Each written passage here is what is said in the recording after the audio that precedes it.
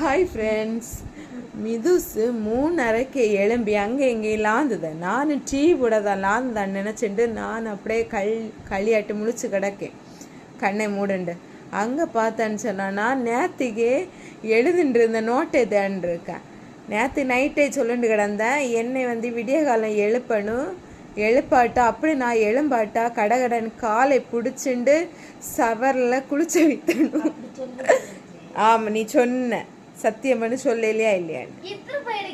இப்போ சமத்தா எழுதுன்ட்ருக்கேன். இப்படியே டெய்லி எழும்பி 5 மணிக்கு எழும்பி படித்தது, நேற்று படித்ததே ரீட் பண்ணாலே போதும், படிச்சுன்னு போனாலே போதும், செம மைண்டில் இருக்கும் செமையா.